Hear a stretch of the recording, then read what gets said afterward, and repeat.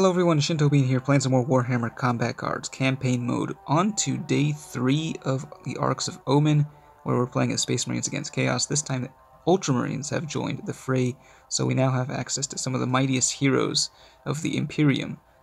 Still being led by Guilliman himself, and this campaign has definitely gotten a bit harder. Like, Day 2 was easy, did not even come close to losing, but now everything is at max level.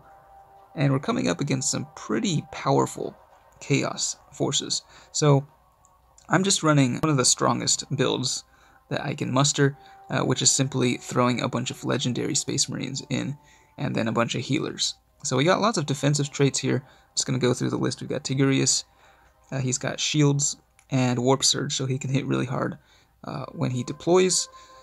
We've got Chaplain Mores with Furious Charge and Fear. We've got Astorath the Grim, so this guy at max level is pretty crazy. 160 damage with Furious Charge and Fear, and nearly 400 health. And then we've got Belial. I was running Marneus Calgar, who is quite good. He hits a lot harder than Belial, but I think Belial is useful just for the shields, and you definitely do want Inspiring Presence so that you can combo it with these like Alpha Strike units to buff their Furious Charge and whatnot. And then we've got the three guys with Medicae, the Tech Marine, Apothecary, and Sanguinary Priest. So this is the final level to unlock one copy of Marneus Calgar. So let's go ahead and deploy and see what happens. Okay, so we're up against Gloggerthrox the Foul.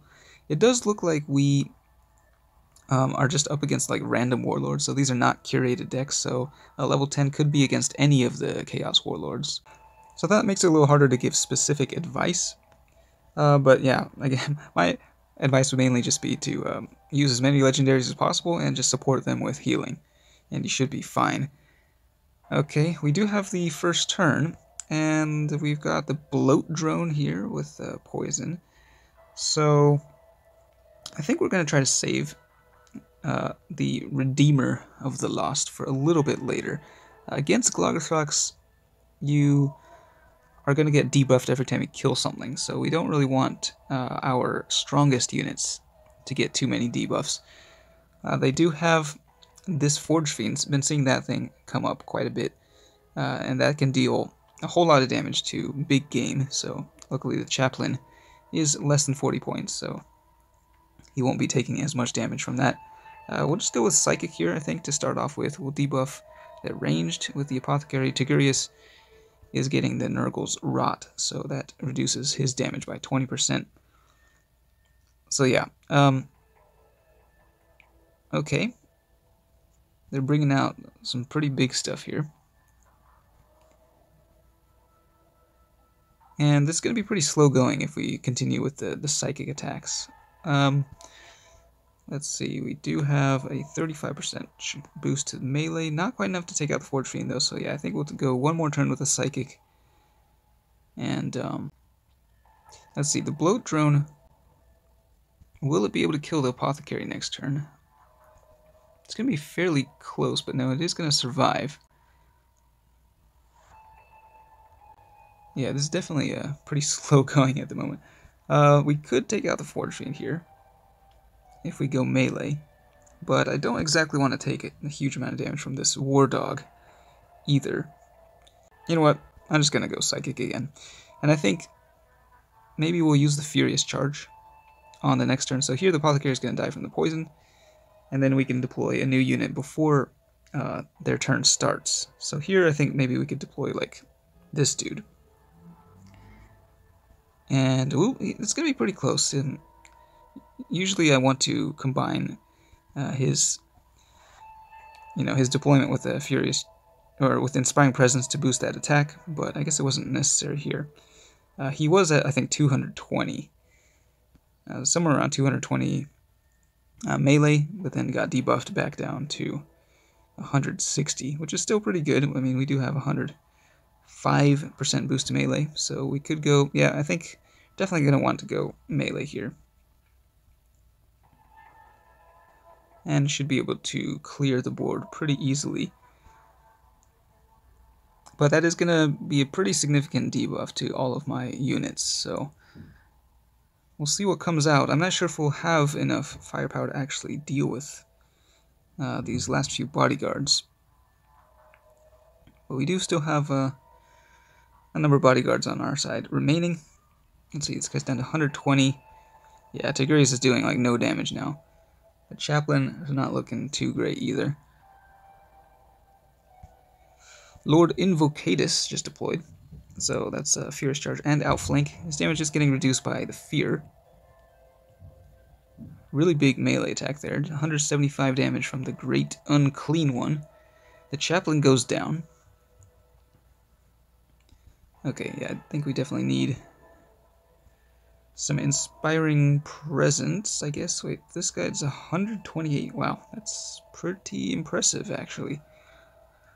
I think we're just gonna lose Tigurius here, but I mean he doesn't do enough damage anymore. It's got what? How many stacks? 2 stacks of Nurgle's Rot is enough to really cripple his damage output. I got a huge ranged attack charged up, which I think we can save for when Guilliman deploys.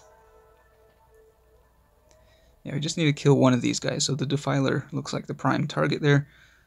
Tigurius goes down.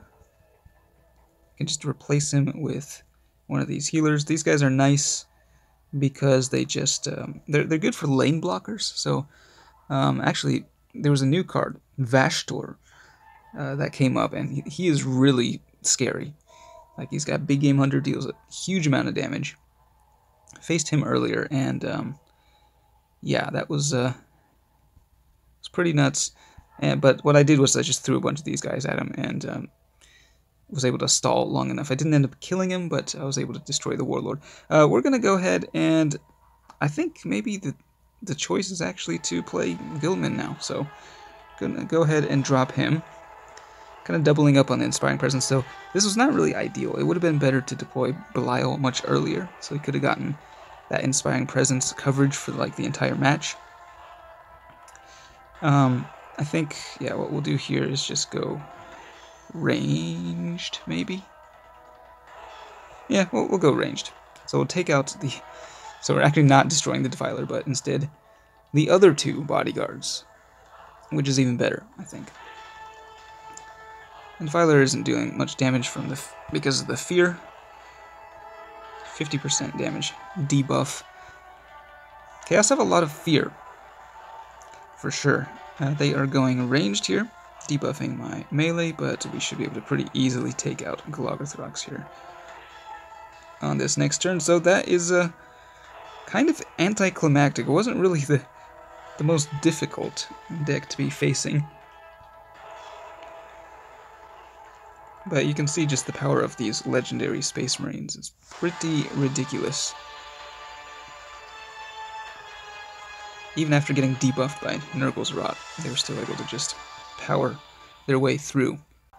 And in the shop we do have a bundle of Ultramarines. If you're a newer player, might be useful to nab some of these, add them to your collection, 1 copy of each, so again, this campaign you can use these at the max level. Also currently available, I just noticed yesterday, Warhammer 40k Warpforged game actually has a demo going on right now. You can play as the new Eldari faction, so they've now revealed, I think, almost every faction except for Tyranids. So I played it a bit yesterday, but I was kind of underwhelmed. I'm not sure what it is. I was expecting the game to be a little more fun. It definitely involves a lot more strategy than this game, but I just don't really find the gameplay to be that exciting, nor is it very interesting to really talk about while playing. So I don't know, if you have played Warpforged, I would be curious to know, what you think about it, how it compares to Warhammer combat cards, and, well, whether or not you want me to make content about it. Please let me know in the comments, but that's it for this one. Thanks for watching, and I will see you next time.